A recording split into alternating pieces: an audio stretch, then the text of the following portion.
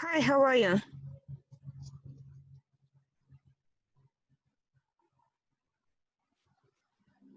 Hello? Yes, hi. Do you hear me? Yes, it's a pleasure to meet you. Good. Yeah, my pleasure to meet you too. So this technology always tends to break down what is most needed. Sorry, an internet connection is No not problem. perfect, but I hope it will work. Okay. Sure. So glad to meet you, and I'm at your disposal. Thank you.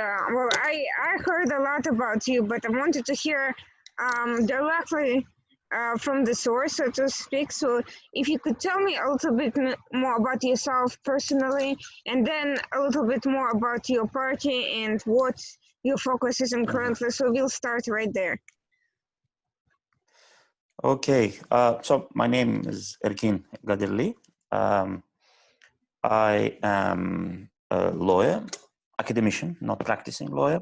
Mm-hmm. I used to teach at the Baku State University for 12 years, then had to leave it for political reasons. I am now actively in politics, in opposition.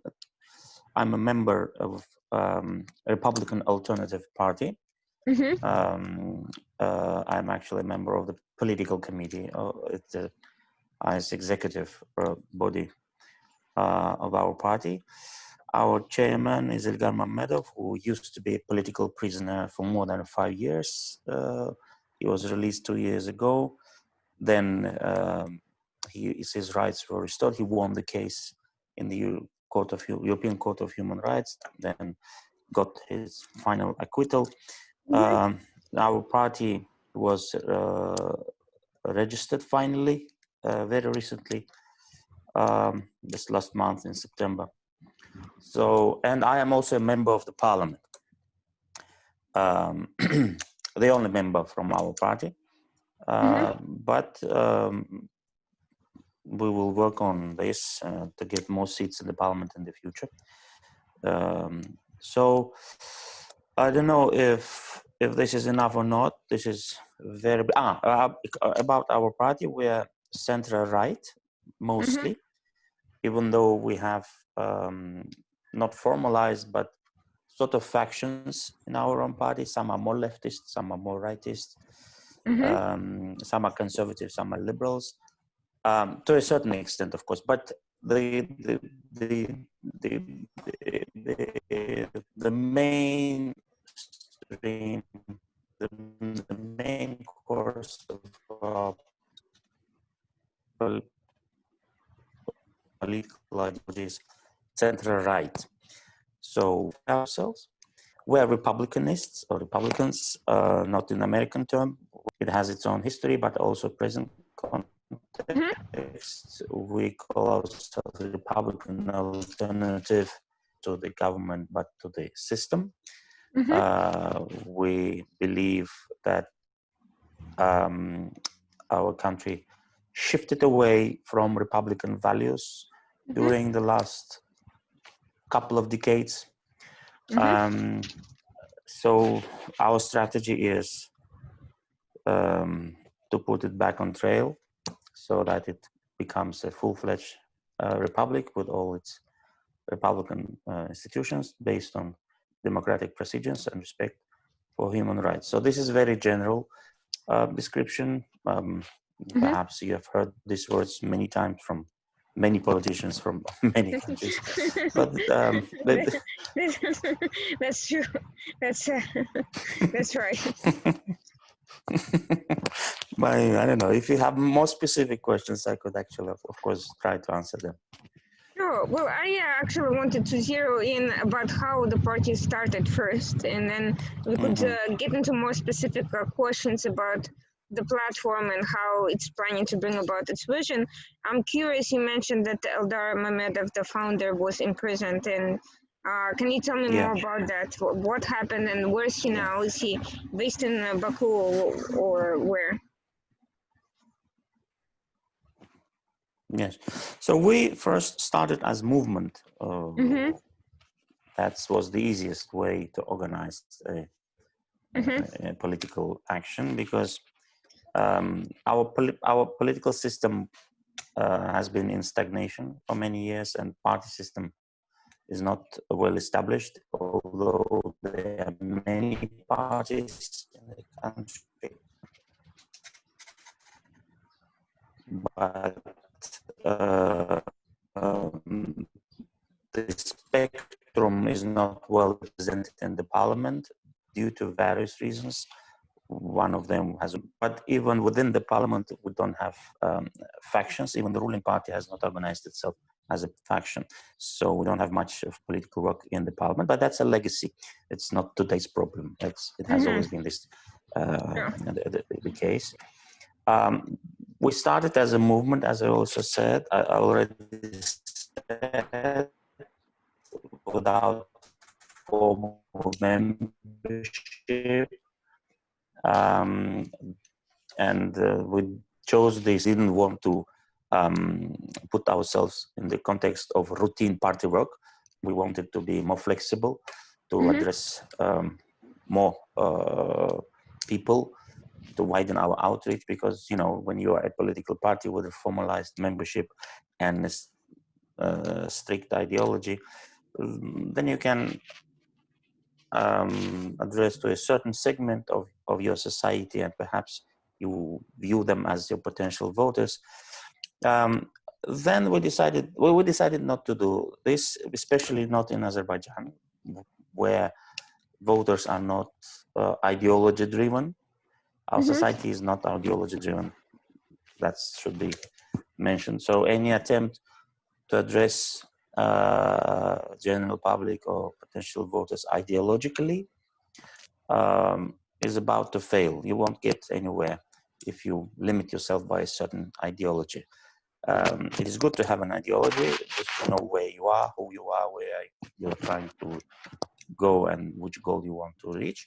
But when you speak to the general public, you should remember that just citizens in our country and society at large are not ideology driven. So we didn't start with building an ideology. We were starting to kind of widen the outreach, and we were successful. We didn't deliberately choose younger generation. We didn't. It wasn't our specific strategy. It has never been that we didn't want to ignore elder population. But the fact is that what we call middle class, it's not typical middle class like in well-established democracies and liberal economies, but the newer generation, which grew up after the collapse of the Soviet Union. So those who are slightly under the 30 and above the 30. So during the last 30 up to 40 years, the completely new generation grew up. And it just happened that they have sympathy towards us. That was our also strategy to reach to them without any discrimination on their political views or their jobs or their incomes. Roughly, our audience, our supporters and sympathizers and potential voters are younger generation, city dwellers mostly, better educated, people with more or less kind of whose well-being is more or less good. That explains our presence in big cities. So we feel ourselves pretty much comfortable in big cities like Baku, Ganja, Sumqayit. We're less represented in rural areas, but we will work on that. In fact, rural areas, almost all political parties have the same problem with the rural areas. But we will have to work on that. We are yet to mobilize our supporters because now we are political parties. It has its own positive and negative side effects, of course. Now, as for Ilgar Mammadov, Ilgar, he had been in jail since February 2013, to August 2018, so 5 years and a half. He was in prison, and the accusation and the whole trial was fake. He spent 5.5 years in prison for the crime he did not commit. And he won 3 cases in the European Court of Human Rights. And he was the first in Azerbaijan to whom Article 18 of the European Convention of Human Rights was applied. That article is very specific. It notes that when the European Court employs Article 18, it means that your conviction, your arrest was done with certain irregularities, discrimination, or with other breaches of legal procedure. It is the other case when, apart from that, it has been done for purely political reason. So after 5 years and 6 months, he was released in August 2018. Since then, we were trying to get his, as well as some other members of our political party. So we were under pressure for several years.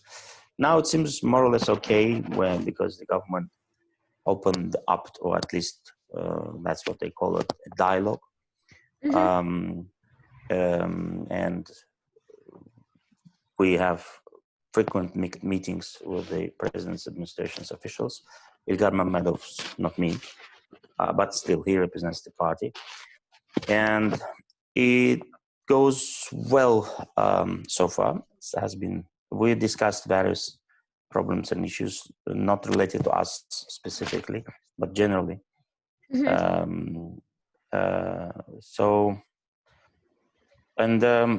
Because of then the quarantine, the COVID-19, and then we have martial law. Because of this problems, we couldn't do much, but we all understand that COVID-19 is a global problem, and all countries have gone through almost the same procedures. So we cannot have public rallies, we cannot have meetings, we cannot do many things. And now we have martial law due to military operations against occupying forces in our territory. So, but we are hopeful, we are pretty much optimistic because the contacts are still continue, even though the dynamics has slowed down for the reasons I have already. So we try to raise and discuss main issues. We started before the martial law work on legislation on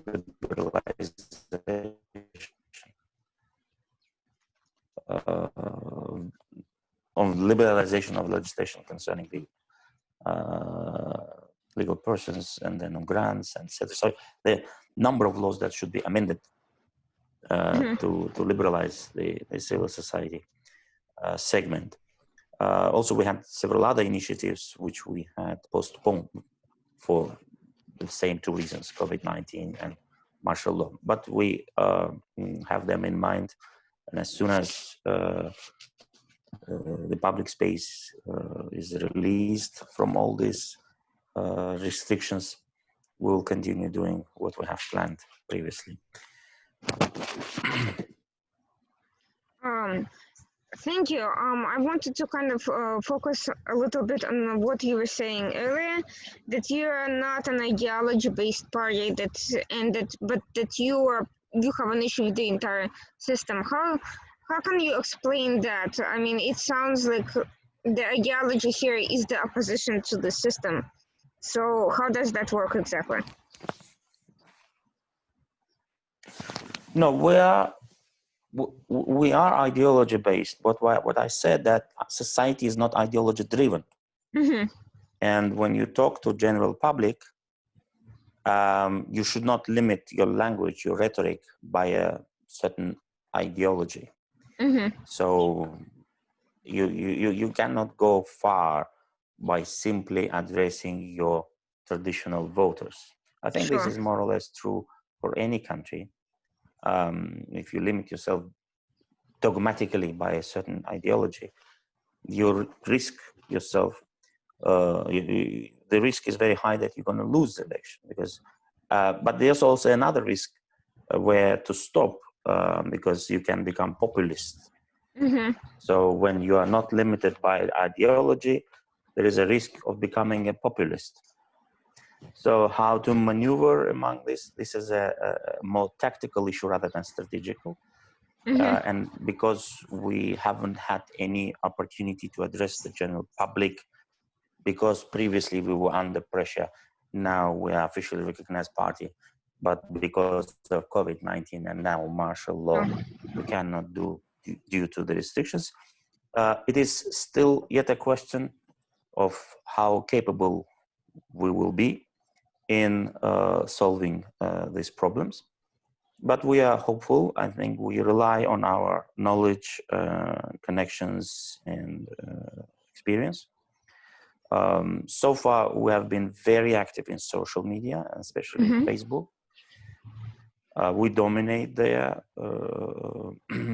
We have a huge audience of readers and supporters and sympathizers. We have never used it for political reasons so far. We didn't try to capitalize it because, again, for the reasons I've already explained, but we will do it. And the language, as I said, because this society is not ideology driven, perhaps I will have to elaborate on that. There are certain concerns and which are shared by the whole society. First is independence, and there is a real threat to the independence of our country.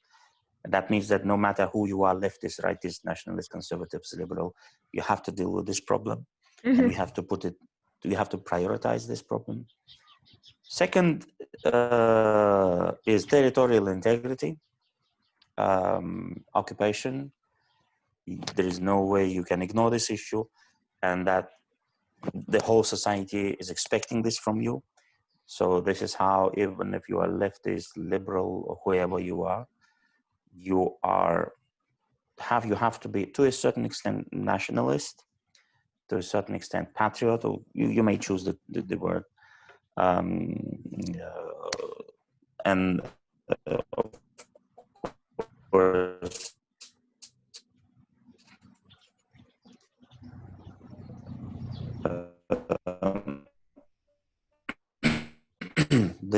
these are very tricky situation on how to balance among this.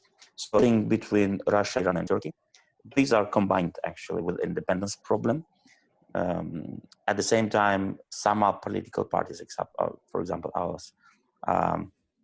We're not pro-Western or pro-European, properly speaking. These are cliche words. I don't like them. But just to give you an idea of what we stand for, we're very much in favor of deepening our relations with Europe, with the United States, UK. Israel goes without saying. I think I haven't heard of any political party which would openly say that we don't want to be friends with Israel. There are certain religiously driven and brainwashed people from who've been brainwashed by Iran. But they don't represent anyone. They're very few, and they don't have any impact on the political opinion. So Europe, United States, Israel, this triangle, then Russia, Turkey, Iran, this is another triangle, all have their own problems and on, for example, contradictions, like European Union, United States, or Israel and European Union, or Israel and Turkey. When relations between these countries becomes worse, it also somehow affects us. So we have to balance ourselves. And you see, these are not ideological issues. These are either geopolitical issues, or they're just the simple, brutal facts, as the saying goes. No matter who you are ideologically, you have to deal with these issues and problems. Also, we're a landlocked country, so this makes us dependent on some other countries which have access to open seas. It could have been Iran, but it doesn't work this way. So Georgia is our only choice. In fact, it's not even a choice. So it's geographical predetermination. For that reason,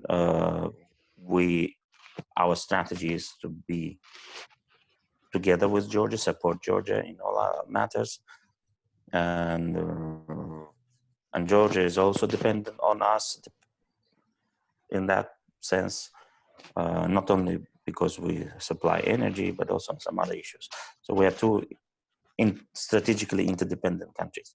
So being a small country, I don't know if politicians in Israel think the same way, but being a geographically small country, Mm-hmm. surrounded by not friendly countries. Um, it doesn't it doesn't help you when you limit yourself by a certain ideology. You need to think out of box. You need to see the whole picture, and acting dogmatically is potentially very risky. And again, the society is also thinks this way. Our people have a very good what they call the trade mentality. So they're from that point of view, I can say that it is easy to in our society to implement liberal economic reforms, Mm-hmm. because that's what people actually expecting from you. Um, uh, Apart from some other countries, the society, the people in Azerbaijan, they don't expect much from the government. They don't want to be dependent on the government. They push the government to do some things because they want to be to earn money themselves, to share money themselves. They don't want to participate in government initiatives. That is good when you think about liberal economy, Sure. because liberalization of economy is not an easy process, especially in some countries where people have very strong communal values or stereotypes, where they depend on the government or they demand from the government certain initiatives and social programs. I don't say that there people don't care about these issues, no, but they're feeling the worldview is is kind of well, what I'm trying to explain is that people want to work, earn, and share money for themselves. They don't want to be dependent on the government from that point of view. But that also has a negative side effect. It is not easy to mobilize people when it comes to certain public initiatives, especially now, I don't know, election, for example, right? Something bigger must happen so that the whole nation becomes either united or motivated, like military operations, and they are successful. So that's why everyone stopped criticizing everything. Even parties don't criticize themselves. All problems are not not forgotten, but postponed. And you see it, you feel it. So when issues like that comes into effect, of course, it's very motivating to witness this. But in a peaceful situation, it is very difficult to mobilize people, to get attention, to bring them to an election. Very so, to say the least. So we are trying to only to do what we plan for ourselves as a political party. We are actually trying to create a new reality by changing the language, by using different rhetorics, by specifically addressing certain segments of society without becoming populist. So it's not easy. But again, these issues are now postponed because since March, because of these restrictions. But we don't waste our time. We prepare ourselves for better times when all these restrictions are gone. I think we will be able to quickly kind of mobilize our people, our members, So these are the kind of very raw ideas, of course, but you know. I wanted to ask you what you mean by changing the system and going back to the system. What exactly does that refer to? Well, we are now, because of various reasons, I don't want to get into details, but I will be glad if you ask me. Executive power, which dominates everything. The parliament, the judiciary, and it negatively affects other areas, economy, civil society, education. We have very strong presidential power. I'm not talking about personalities, right? I'm talking about institutions. So the presidential authority is overwhelmingly strong, and it dominates. This is how it is designed in our constitution. So it's not just someone came, grabbed the power, and became so powerful. No, it is designed in the constitution. So legalistically, it seems okay because that's what the constitution provides for. That's what we need to change the system. It's not that we need to remove the government. If you remove the government or replace it by whoever is regarded as a better people, and not changing the system is very risky. Either you will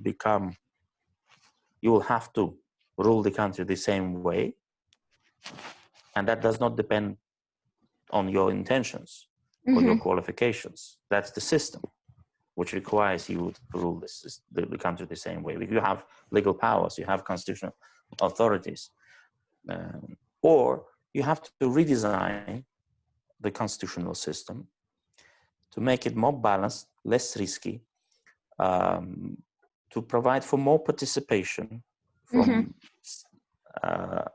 of political parties and citizens and other interested groups. There are certain ways how to organize it. First, of course, you need to change the constitution. But what system you would want to replace? For example, it could be parliamentary system, when you have a strong parliament and a government which becomes, and whichever party wins the election becomes the incumbent party. If it doesn't get enough seats in the parliament, then it has to build a coalition. So these are the system that many European countries and some other countries, Israel also, have this system.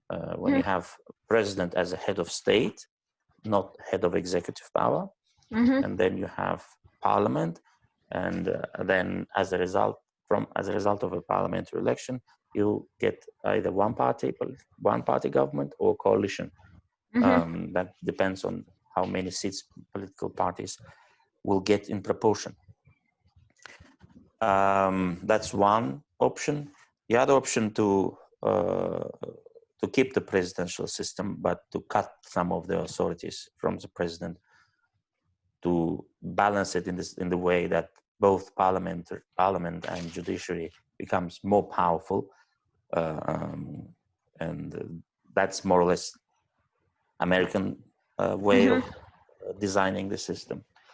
There are certain mixed systems, like in France, for example, where you have strong president, strong parliament. At the same time, you have the cabinet of ministers. The president is officially, he more deals with foreign policy, national security, defense, and other strategical issues, whereas the cabinet of ministers deals with social and economic issues. So there are different models on how to do it. Every one of them has its own positive and negative side effects. We're not determined yet. We're strategically planning it. We will launch public debates when this war and COVID-19 is over. Mm-hmm. We will have a debate in our own political party, for example, on how to redesign the system. But the strategy is to do it, to redesign it. Mm-hmm.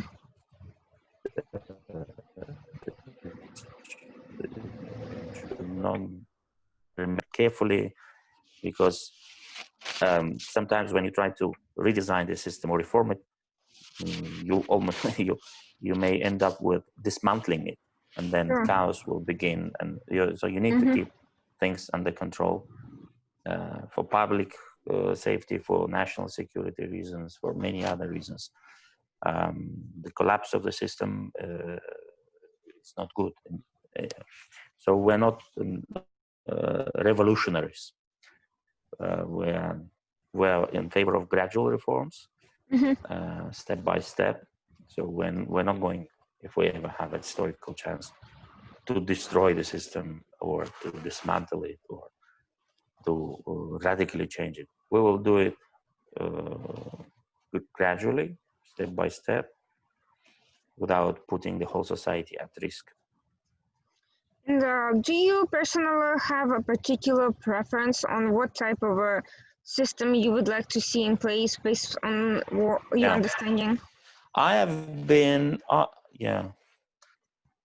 have been for years advocating for parliamentary system, and everyone knows me this way. But recent development in our region and in our country not pushed me, but made me to think about it, to review my own stance on this. Because parliamentary system, if you don't have a tradition, a political tradition of parliamentary system, we could have had it if our first republic survived in 1918. We did have a parliamentary republic that time. It survived only for 2 years when Bolshevik Russia invaded us, and we became part of Soviet Union. And in Soviet Union, we didn't have a republic at all. It was a communist system with one party, ruled by one political party. So we don't have political traditions of parliamentary system. That's one problem. Another problem, we have a lot of risks to our national security and independence. As the practice of some other countries show, if you don't have effective government, if your government is busy with building coalitions or arguing within the coalition when political parties just want to grab an opportunity. You're not by any chance referring to the situation in Israel? Well, I know what you mean. No, I'm not referring. I'm just theoretizing. It's theory. I mean, as I told you, I'm a lawyer. I'm very good at theoretizing. I teach philosophy of law, and I am very good at constitutional law in this country.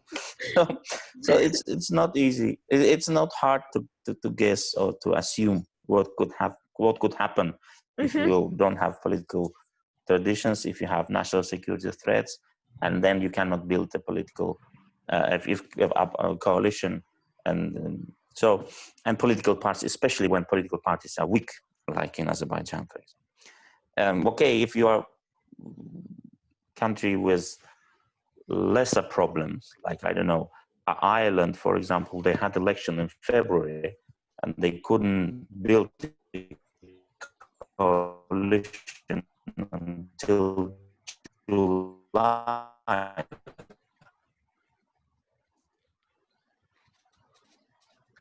And well, it was a problem for them, but it didn't put any for their national security or larger strategic problems.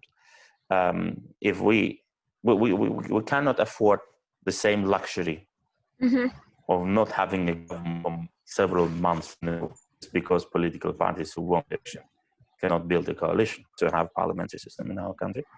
But practically speaking, given what we have experienced throughout these years, I am now reviewing. I think that we should keep strong president as an institution, but we'll definitely need to limit the power of this institution. The American system is not going to work because whoever tried to copy the American system, they ended up with dictatorship, some sort of dictatorships. Latin America, for example, post-Soviet countries, African countries, and that's due to their unique historical experience. Overrule the decision of the president, then you have the Supreme Court who can overrule the decision of the parliament, then you have both of them. So whatever constitutional crisis America has gone through, it never threatened its national security or federal system or welfare of the people. So we just cannot afford that too. So what else is left? The left is what we call a mixed system, some sort of French sort of system, when you have strong president, but then you have strong parliament and the government, the cabinet of ministers in between. The government is not appointed by the president.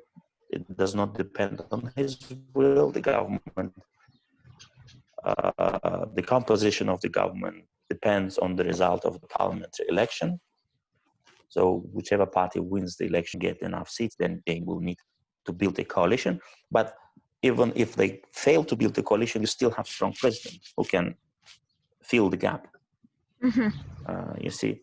So these are, again, some raw ideas. We will work on the new draft on the constitution for future years.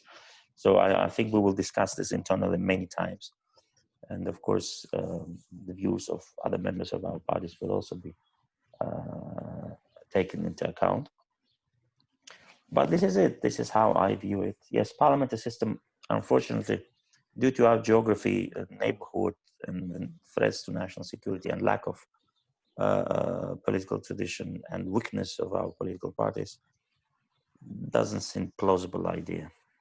I understand that's certainly a realistic look at the situation. But here's a procedural question for you.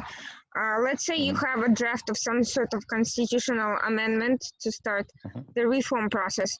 What is the next step? Where would it go? What is the body that is supposed to review and approve these changes? Who would vote on it, and how would it? What would be the approval process for getting something like that? Well, to change a constitution, to amend it, or to adopt a new one, we need a referendum. That's the procedure.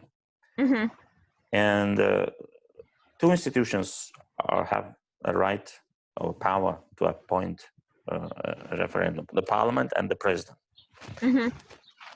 So that means it is not dependent on us only or some other political party. It's a long process. We will need to elaborate on strategy of building alliance, of persuading people in the government, in the parliament, explaining them the problems, so that we could convince them, at least, if not to adopt a completely new constitution, but at least to reform it, to amend it to a certain extent, to make it more balanced, more flexible, but not risky. That is why I think that the mixed system with the French system would work well in this country. Because now we have the cabinet of ministers, we have prime minister, we have the president. Prime minister is the composition of the cabinet of ministers does not depend on the result of the parliamentary election at all. Ministers are appointed and removed by the president unilaterally. You can't go far with this system, and constitutional crisis may occur at any time. So I think it will be in the interest of the ruling elite as well to change it. And there are some rumors that they are almost thinking about take our negotiation skills, which we very much rely upon, to persuade other people to accept this idea. Could you actually elaborate on that point about the ruling elites having an interest in that? I find that interesting. Ruling elite has been changing, and the old elite in the government is almost removed. By old elite, I mean not only the age, but that is obvious. We have demographical change. Demographical change is the most powerful change in our society. As I already mentioned, the new generation grew up during the last 30, after 40 years. They think differently. They view the future differently. They are not. They do not depend on the legacy of the Soviet system. Most of them are not. They don't have political affiliation. Now, most of the ministers are very young, and some of them, by the way, used to be my students when I taught at the Baku State University. Ministers, deputy ministers, judges, prosecutors, head of departments. So there's thousands of students whom I used to teach at the Baku State University now built a successful career in various government institutions.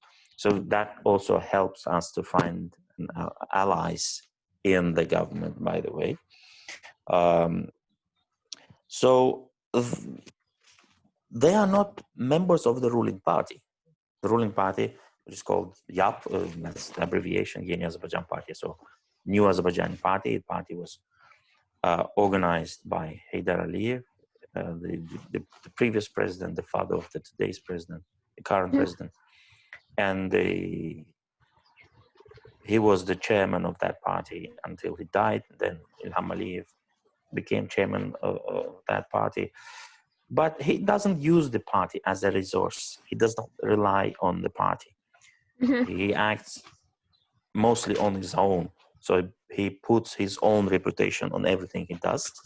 He does not. I don't remember when he last had a recourse to the party he is a chair, and they haven't had a party congress for many years in a row. So the cabinet of ministers, those young ministers, are not members of the ruling party, and you cannot even call it the ruling party. I mean, you can by default because the president is the chairman of that party, and because majority of the seats in the parliament belong to that party. But as I already said, that party doesn't have a faction officially, and parliament is the only place where that party dominates. Actually, again,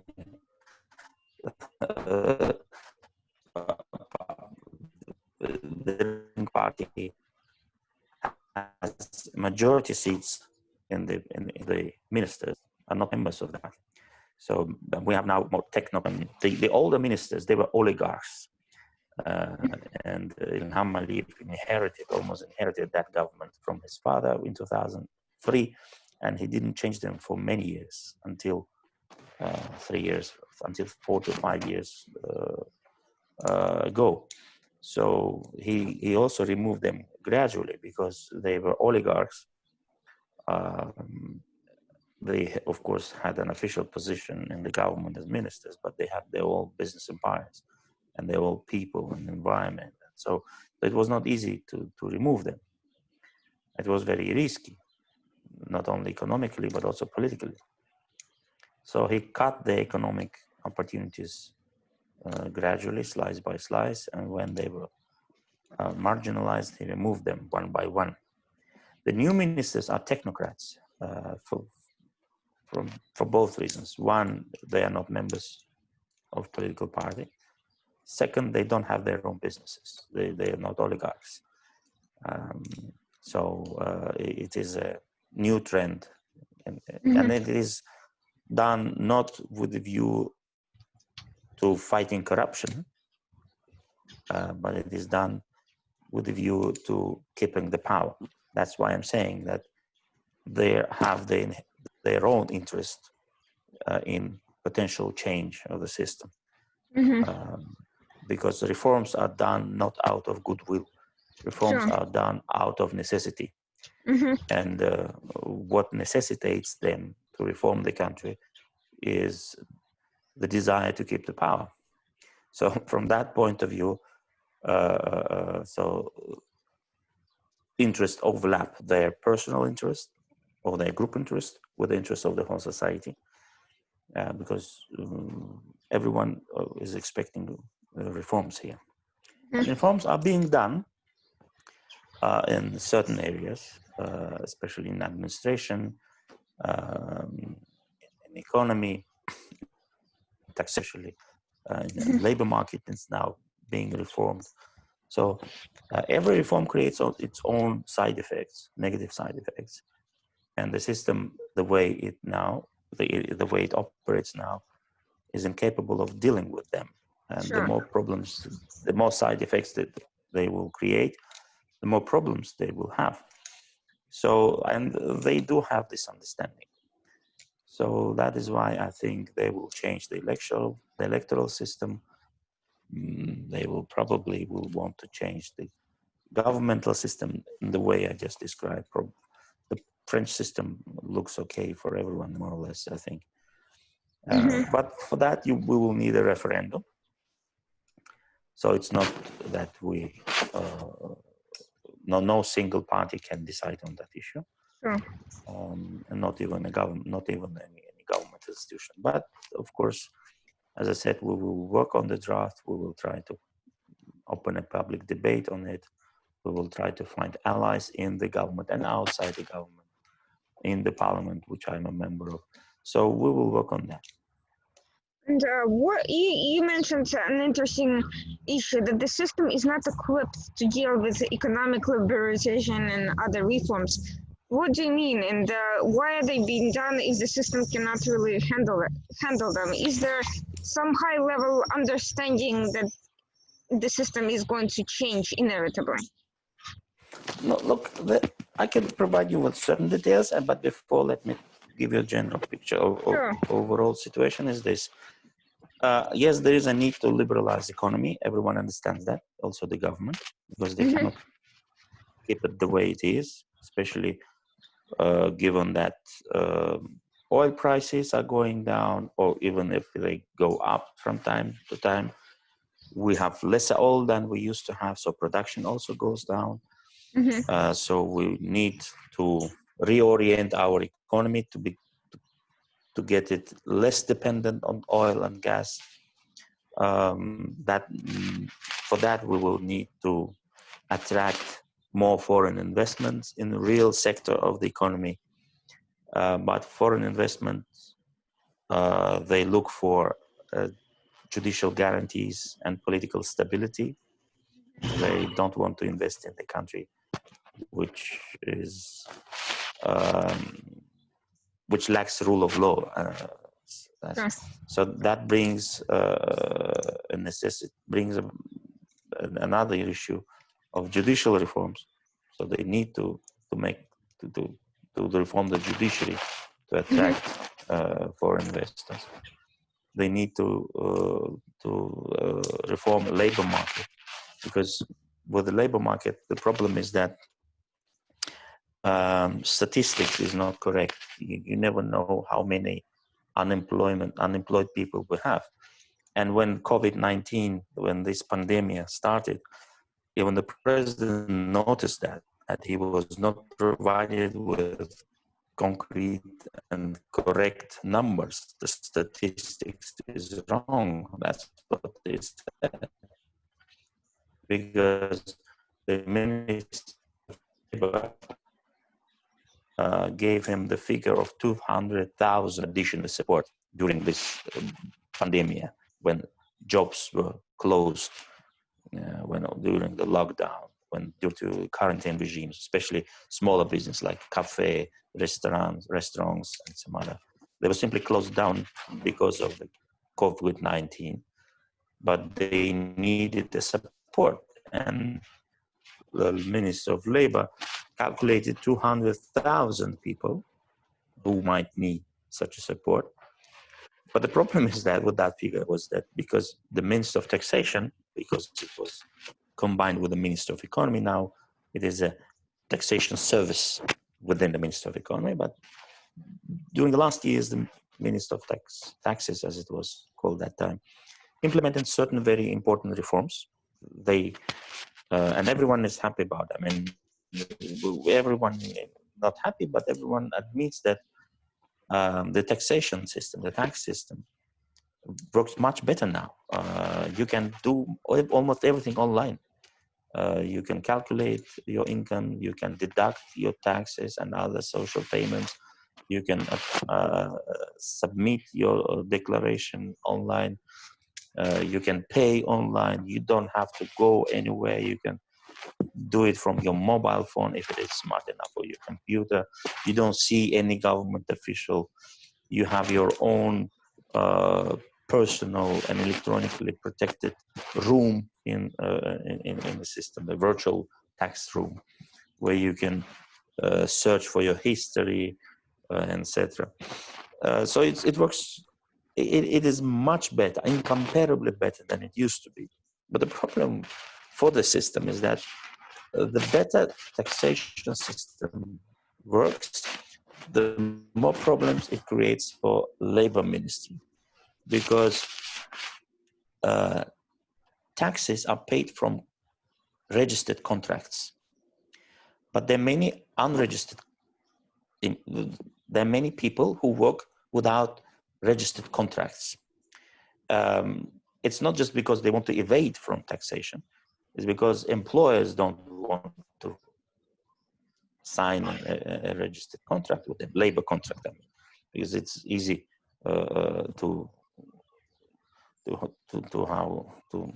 deal with the problems. And mostly the small businesses, they're family owned, and who signs a contract within the family? So it's a very both mental and social and economic problem. So the more Minister of Taxes push the labor market to get more contracts registered, the less number of unemployment, the less number of those contracts was revealed, because Minister of Labor couldn't get the correct numbers because it didn't have enough resources. But Minister of Taxation, for its own purposes, by gradually reforming the taxation system, found out that the number of unregistered workers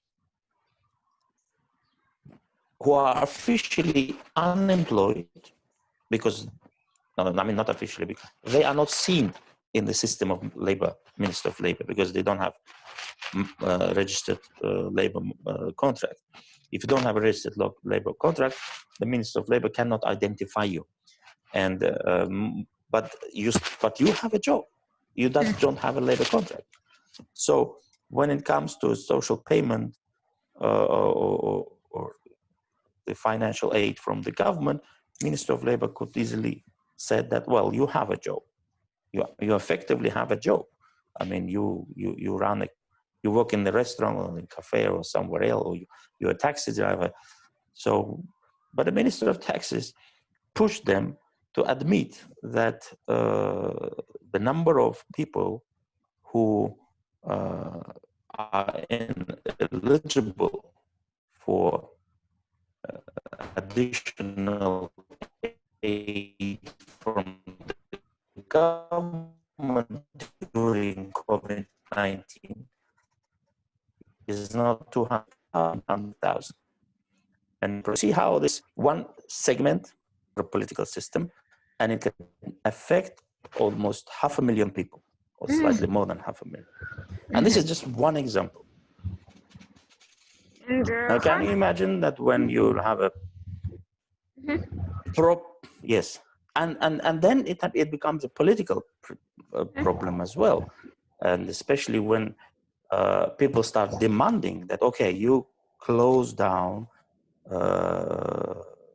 job places, your country is locked down, we understand, but look, I have to sustain myself and my family. you force me to sit at home, but I need money. I still need money. So how this system would be running, no one knew before this problem occurred. And the problem for political system is that because the president is overwhelmingly powerful institutionally, not just personally, everyone blames the president. Because everyone understands that it's not for the parliament or for the cabinet of ministers to decide. I mean, you decide everything, so you should answer. You should be responsible. And the more problems of this kind, especially social problems, we will have, the more the president will have an incentive to reform the constitutional system to be less responsible for such crises. So this is a very delicate balance, how to keep power, but be less responsible.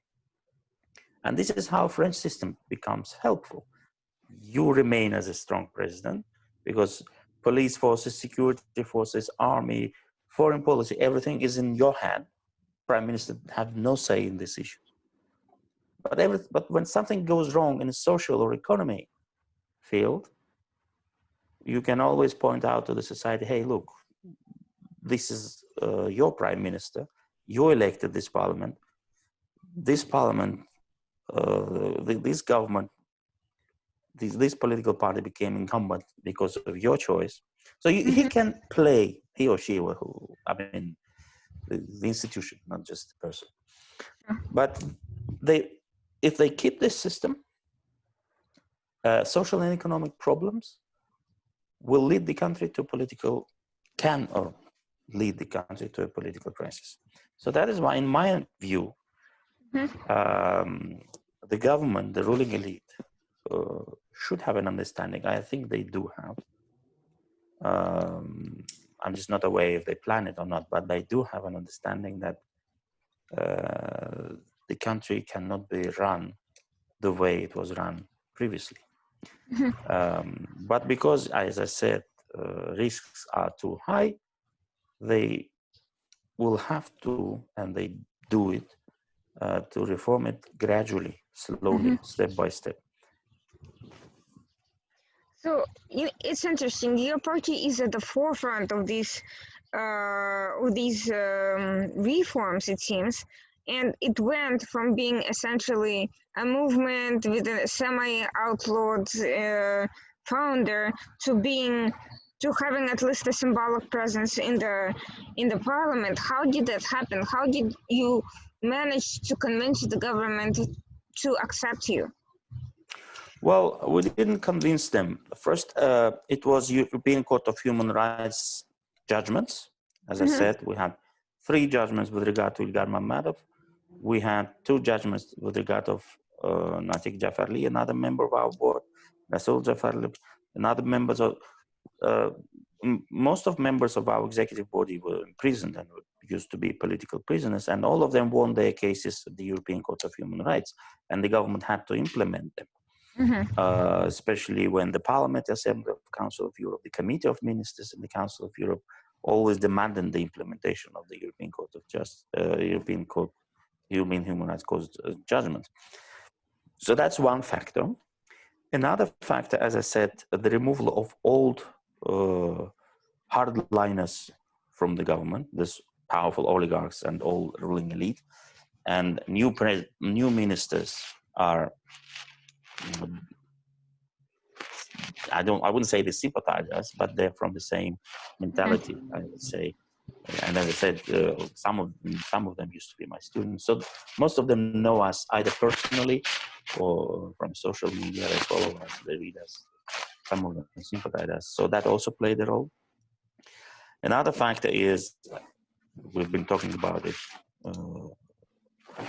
already, is the need to change, the urgent need to change for themselves, and to find at least thematical allies in the society. And our party, this is my explanation. I don't know, maybe they had some other view or other strategy, but the way I see it, they were in search of thematical allies. By thematical allies, I mean allies whom they could use the same language and reach to the same understanding on certain issues. We're not political allies, so that's different. And that is why we were chosen by the government to be the main interlocutor in this dialogue. So we didn't ask for any meetings or for any talks, but we were invited and we accepted the invitation.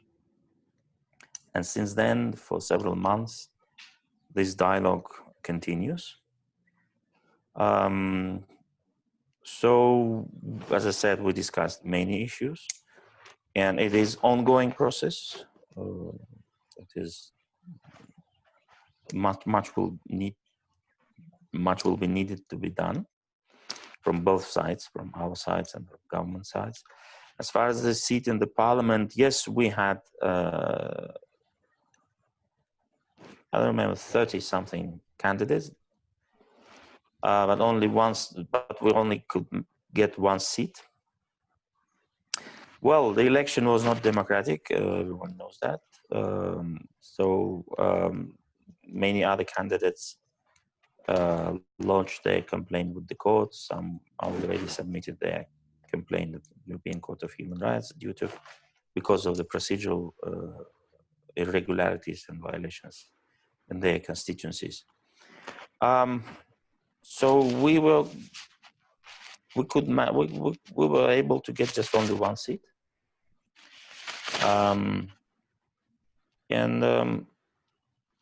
I think this is we accepted because we had a debate whether to accept this seat or not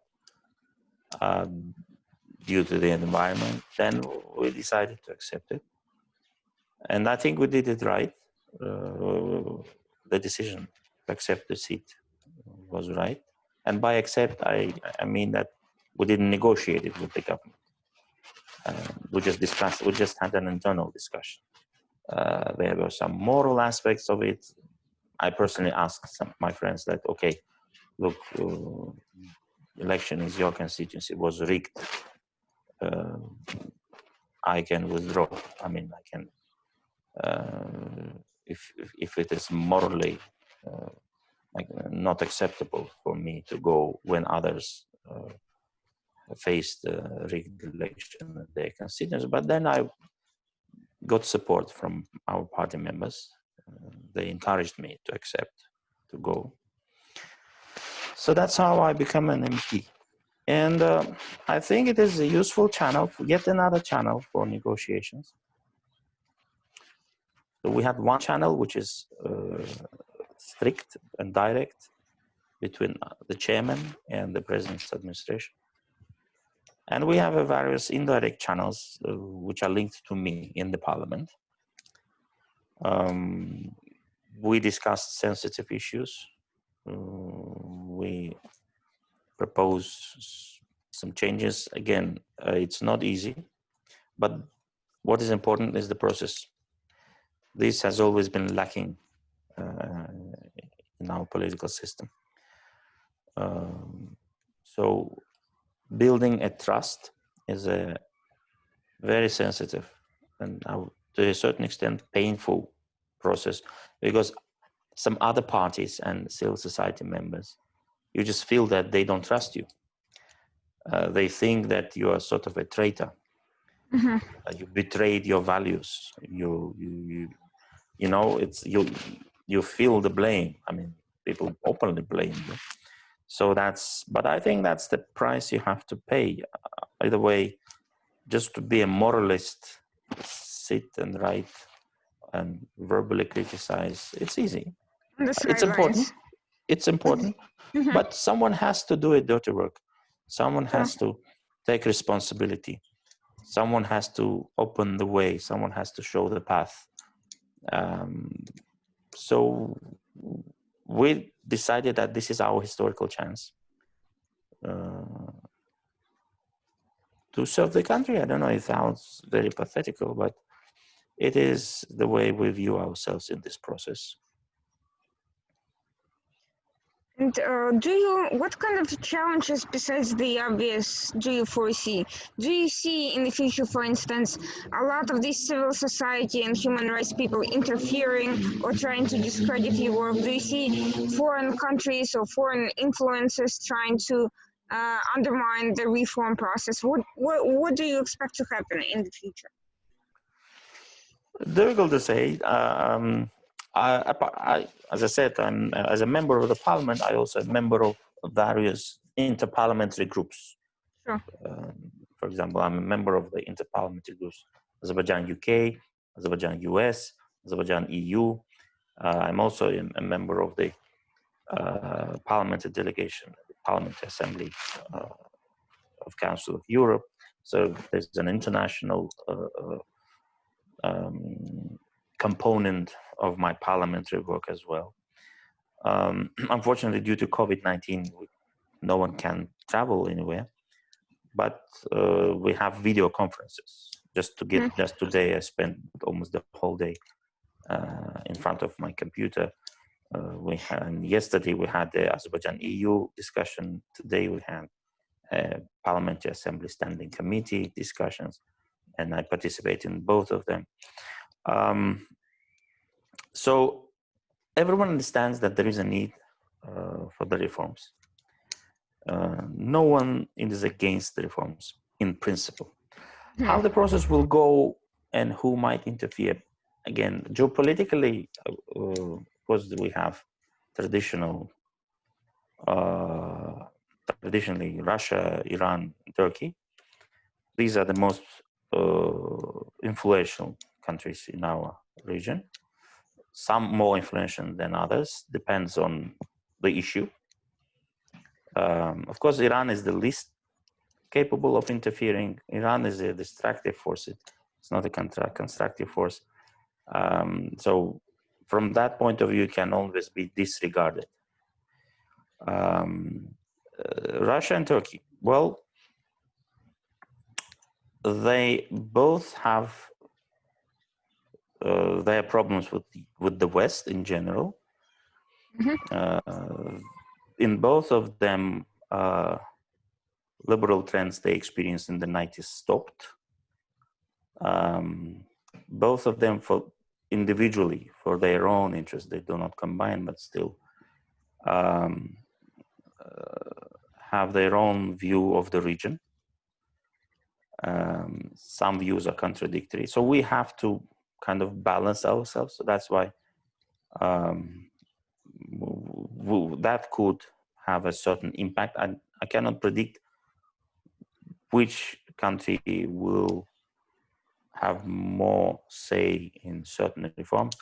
For example, Russia, unlike Georgia, for example, Russia has almost no presence in our domestic market. This was the strategy of the government to keep Russia out from our market.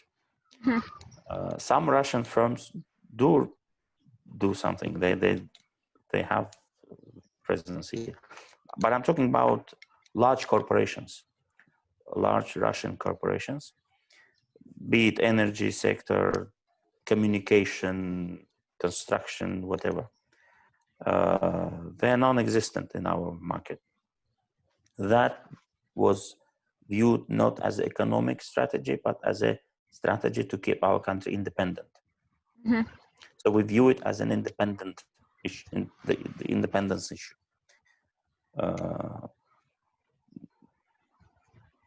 Turkish firms, yes, they are present, and there are many of them.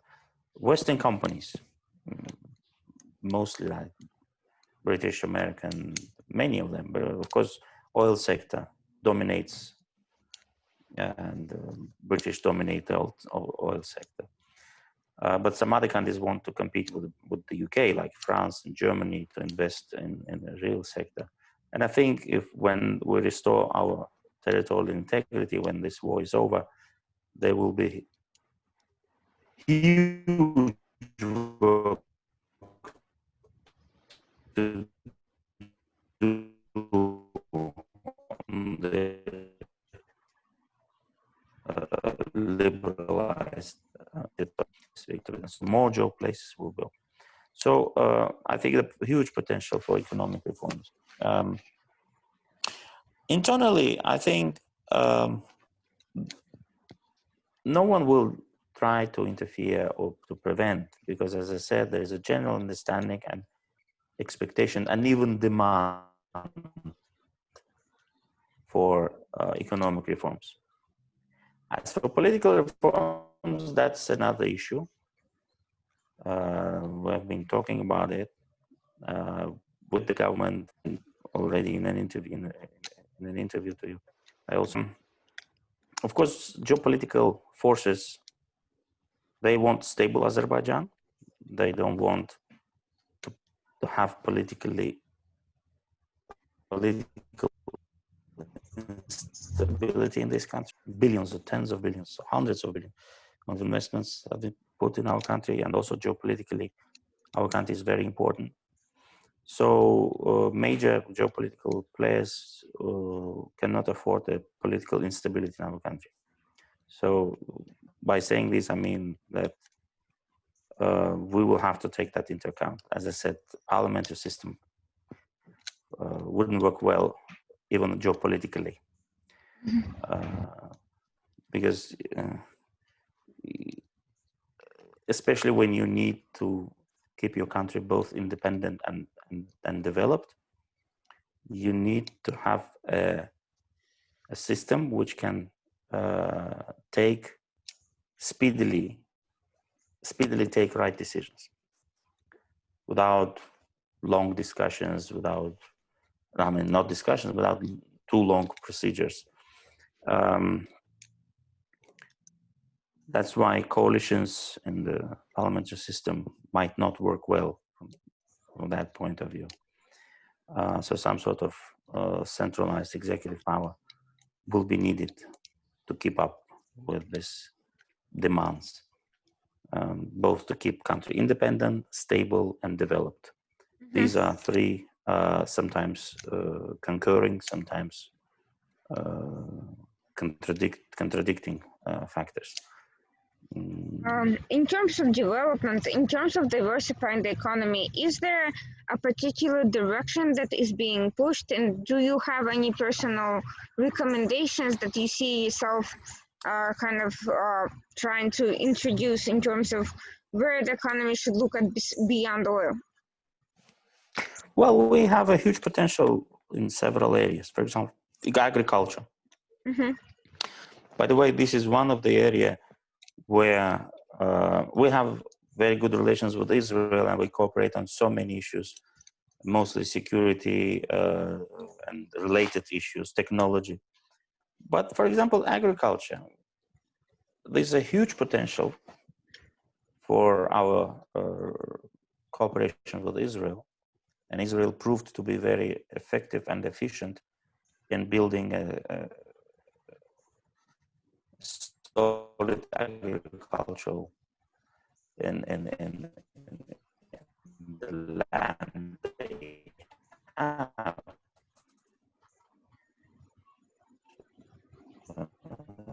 So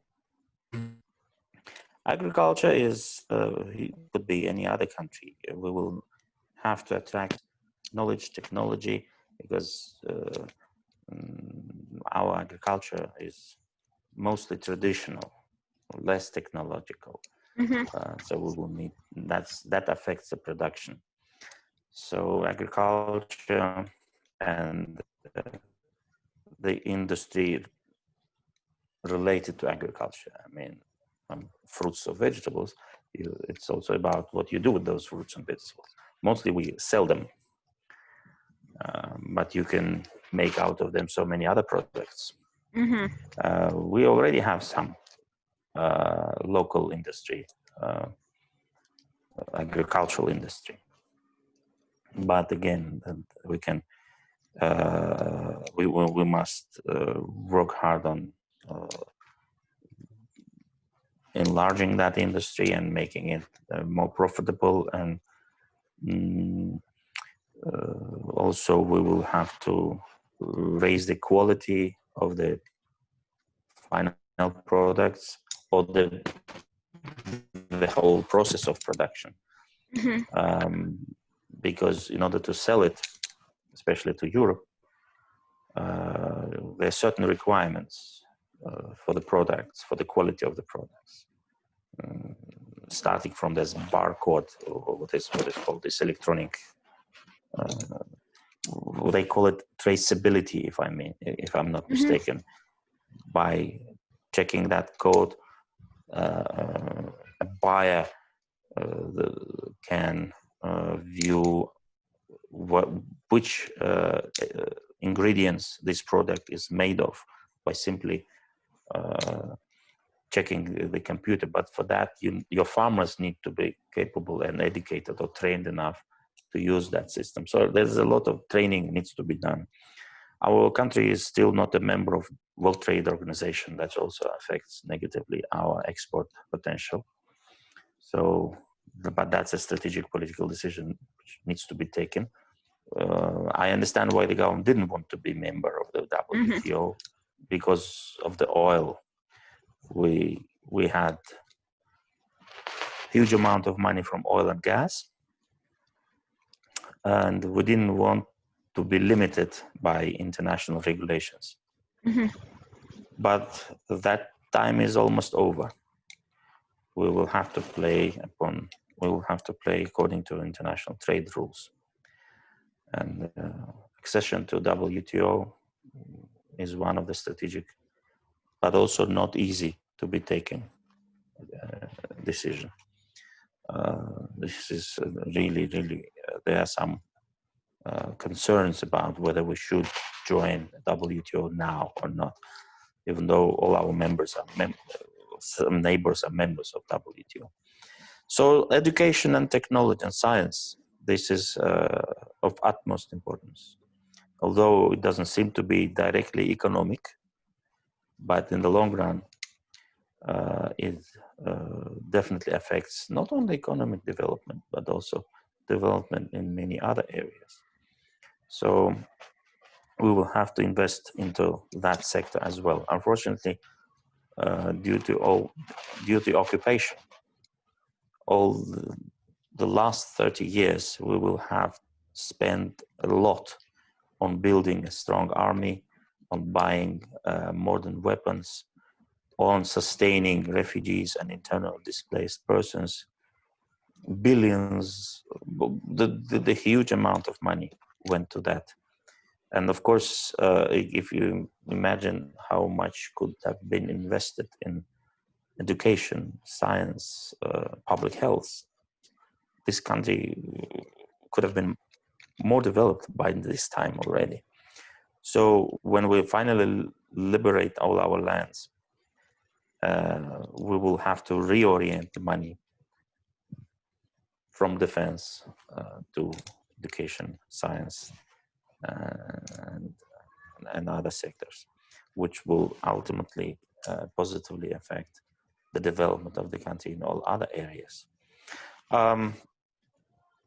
Computer technology, and you know, we have been trying. I mean, the government had a strategy of creating a hub, a transportation hub. This north, south, east, west corridors, Silkway projects. Now China is hanging around with this one road, one way, one road geopolitical strategy. So we're trying to gain something from this, something from that. But again, strategically, we know that we attract attention not only because of our geographical location, which is true, of course, but also because of our position in the with a view to with regard to other countries like Turkic countries. We are Turkic countries, so when you have good relations with Azerbaijan, you have good relations with Turkey, and potentially good relations with countries in Central Asia. So it's despite its being small, it has a certain geographical significance of its own. I mean, the country. But we also understand strategically, not going to happen in the nearest future, but still, if reforms happens in Iran, if Iran gets rid of this religious regime and becomes more liberal and secular, then things might change geopolitically as well. The West will have to, not will have to, would most probably choose to trade with Iran, invest in Iran.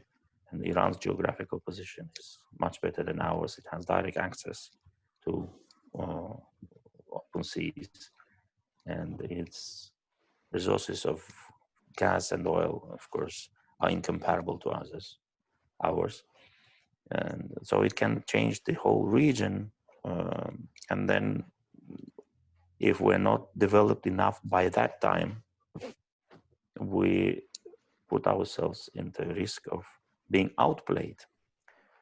So we have been benefiting from our geographical location, but also, ironically enough, the regime that has been in Iran during these years has also had some positive side effect on us, even though we regard it as a potential threat. But still, I mean, the very fact that Iran is a closed country makes Azerbaijan very attractive. But when Iran opens up, Azerbaijan will probably become less attractive. And we will have to have, and we must have, a competitive economy by that time. Again, we still have enough time. It's not going to happen anytime soon. I mean, change in Iran. But strategical thinking requires to look ahead of several tens of years. Of course. And yes. So my question is, do you expect sort of investment into the revival of some of the traditional crafts and things unique to Azerbaijan, such as your silk industry, that could be a potential discovery to Western countries that have not necessarily been paying attention to that? Well, I don't feel I'm a right person to answer this question because I lack the necessary knowledge. All I was telling to you so far, just a general overview and more strategic view. Now, these questions now you start putting are very, they require a more detailed knowledge, which I lack. I can ask some other people. Yeah, I can connect you with some other members of our party, economist Natik Jafarli, for example. He could answer your more detailed questions on economy. I can provide you with only strategic view, which we almost all of us share. But detailed, but concrete questions need detailed knowledge, which I lack because I'm not economist. Sure. And in more general, in terms of the relations with the US, do you see a potential for expanding the relationship beyond certain defense and energy issues? Well, these are first to be decided by the US themselves. These are their priorities. And the State Department, they always, when they announce the strategy, the foreign policy towards our country, they prioritize, they put the priorities this way: security first, then energy, then democracy. So security has always been first for very understandable reason. And then energy for this equally understandable reason. And then democracy. Democracy, okay, I mean, you cannot do much with that because it is our business. I mean, we need to build democracy. No one can build a democracy being an outsider. You need to be an insider. You must be politically active in your own country. And of course, there were so many detrimental factors in that way: conflict, occupation, IDPs, refugees, neighborhood. For example, as I mentioned Georgia once, Georgia is way behind, was more successful in building democratic institutions than us, despite also suffering from occupation But the problem is that, not a problem, but the component of Georgian success is that we invested a lot in Georgia. Because we need Georgia. Georgia is our way out of being a landlocked country. It's an access to Black Sea.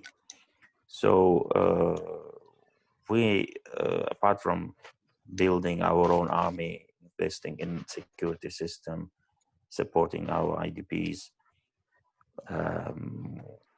we also spend a lot of money in Georgia to build an infrastructure, refinery.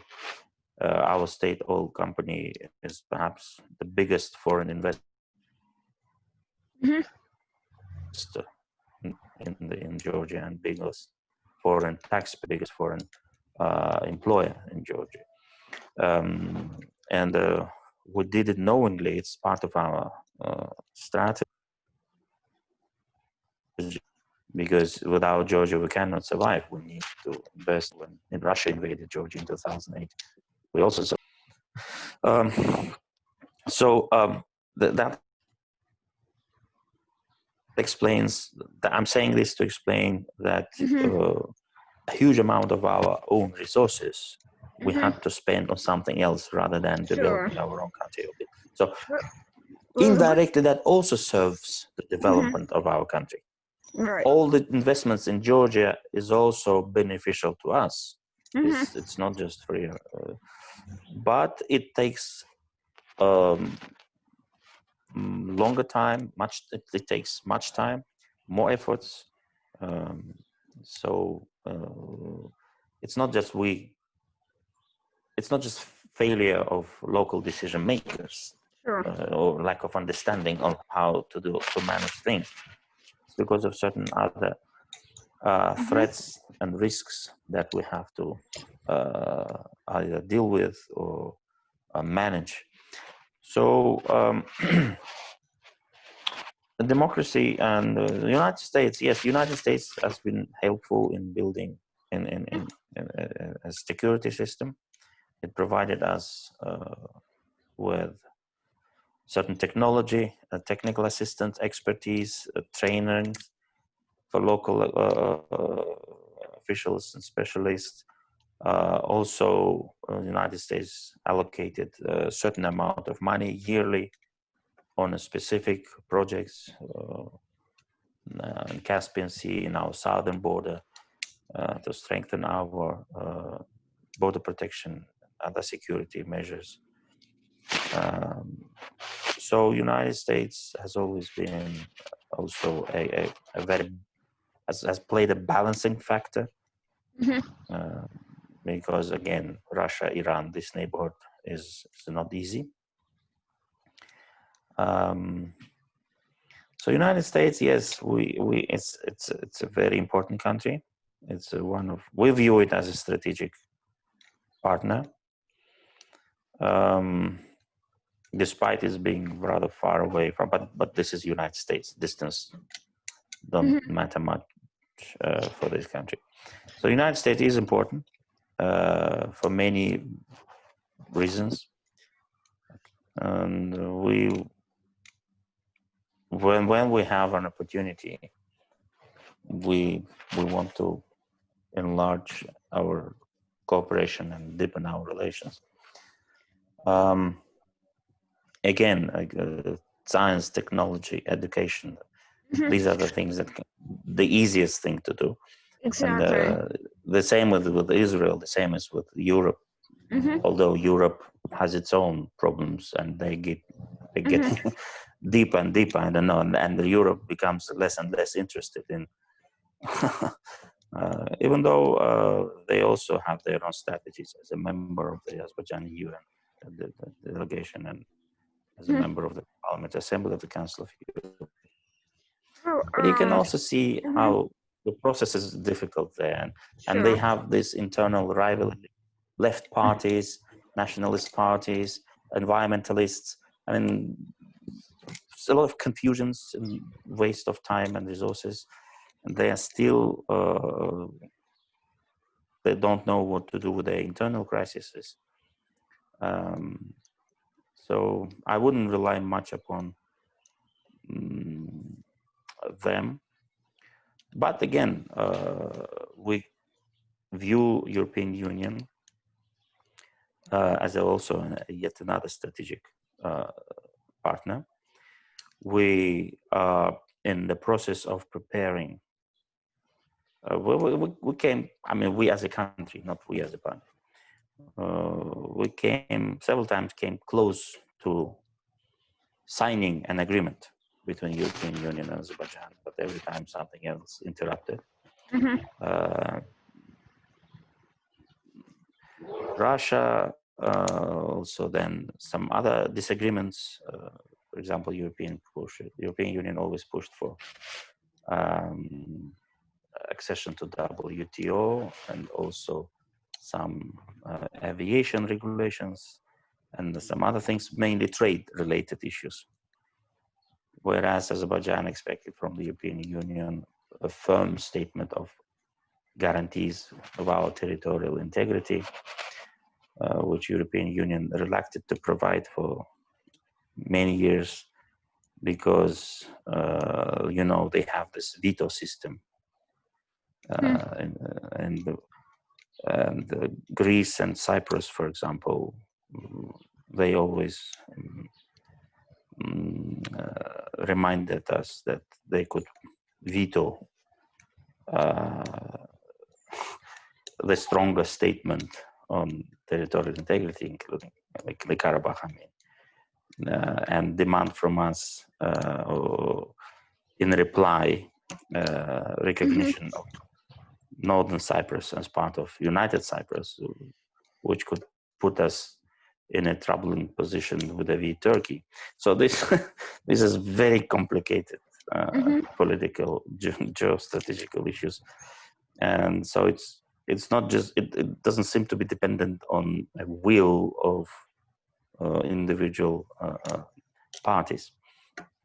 So that's why it's blaming each other doesn't help. Absolutely. So that is why our government chose to cooperate with EU members individually. That was the strategy. France, Germany, Italy, EU, UK. Now UK is leaving European Union, so that's a different phenomenon. But again,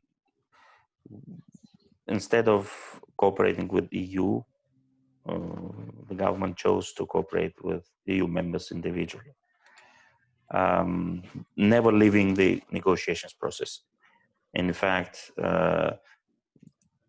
this year was give some more additional hopes that the agreement between the EU and Azerbaijan could finally be realized. And the president, when he appointed the new foreign minister of Azerbaijan, one of the instructions he gave him is to speed up the negotiations process with the European Union.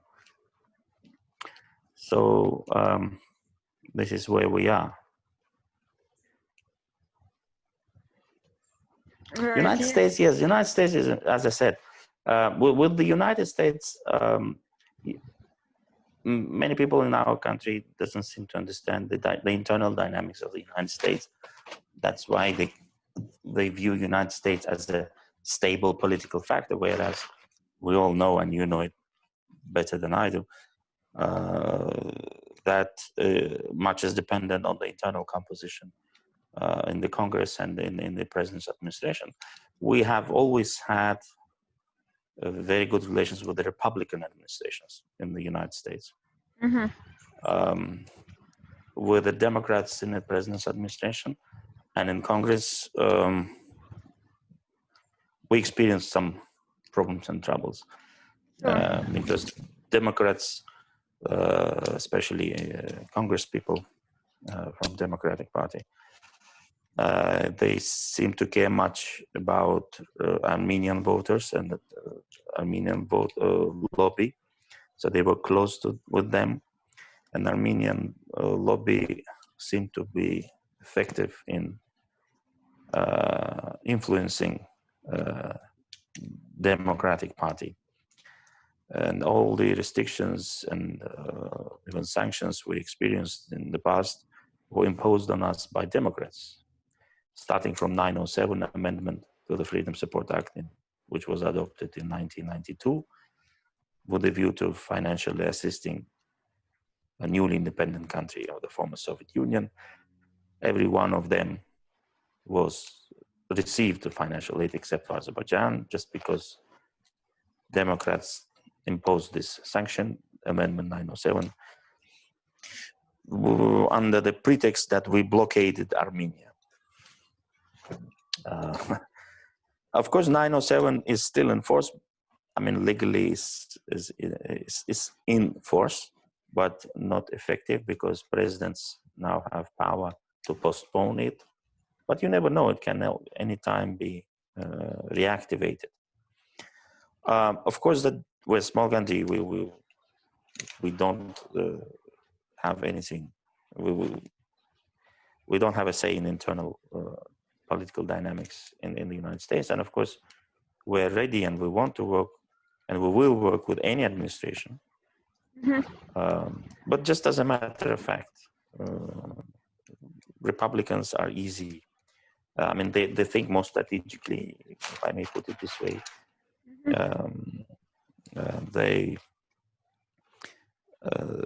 They seem to be more focused on what is mostly needed and what the United States is capable of doing. Democrats, yes, they have this rhetoric of human rights and democracy, and they criticize everyone. But again, yes, it is much easier with Republicans than with Democrats. But again, it's not that we are happy with or unhappy. It's just a fact. So that is why we with the United States, there is an additional problem with that. With any other country, we don't see how internal political dynamics affects the relations between these two countries. But with the United States, sometimes it matters who is in the administration, Republicans or Democrats. Well, that's why I would say it would be interesting to explore the possibility of institutionalizing relations on levels that go beyond short-term election-related changes. Yes, exactly. Maybe forming relations with other departments, not just the State Department. Initiatives with Treasury on countering extremism and financing and things like that, and we do have yes, I just didn't touch upon that. We have I mean, as a country, we have relations and cooperation with many departments in the United States. Education, agricultural, and some others. USA it is present in Azerbaijan. There's also law enforcement bodies cooperate, starting from trainings, supplying with equipments, sharing experiences. So there's many areas in which cooperation with the United States is good and beneficial for us. No doubt about that. That goes without saying. It's not that I forgot to mention. It's just because I was kind of, again, based on my academic background, I was generalizing.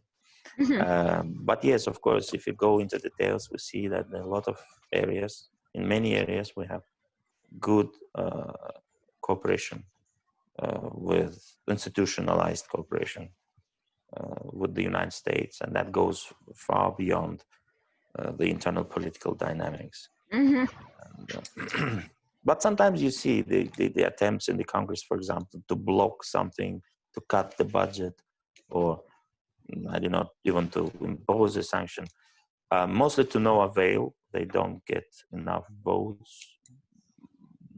But still, I mean, we follow those developments carefully. We see see where a certain risk may emerge from, who at the possible level try to explain to our American during different processes and why at different levels to explain that this decision or this amendment for the United States itself, not just for Azerbaijan. So it is not in the interest of the United States to amending this law or to cutting this, to cut this budget or whatever is possible. And as I said, I am a member of Azerbaijan-US Interparliamentary Group. Because of COVID-19, we couldn't travel. They couldn't come to Azerbaijan. We couldn't go to the United States, and we didn't have video conferences then. But in the coming years, I will try to put my personal efforts also to this process. Well, that has been very, very helpful to understanding what's going on, getting another light beyond the headlines and beyond, to be honest, sometimes very sensationalist coverage of political developments in Azerbaijan. And I've been seeing certain words being thrown around without anyone really addressing substantially what's true and what isn't. And this conversation really has helped shed a light on a lot of what's actually. Well, I'm glad that I'm glad that I was helpful, and now you have my contacts, and whenever you feel that I might be helpful again, do not hesitate to message me or to call me. Thank you. I'm available. We can agree upon the exact time of. We could have another Zoom Absolutely. conversation anytime. I would love to. I would certainly love to keep in touch and to learn more about the progress and all these issues. Please do. Just be more up to date and then beyond just general strategic understanding. Please do. And excuse me if it is incorrect offer, but if you have any doubt about Azerbaijan, I don't know, maybe you have an idea or you get an information, but you're not sure about, you can rely on me, you can call, and if I know the answer, I give it. If I don't know the answer personally, I can. Absolutely. This has been, this is very, very appreciated. Thank you so much. And thank you for your time. Thank you very much. Thank you. It's been a pleasure. Yeah. Good luck. Thank you. Thank you. Me too. Bye. Thank you.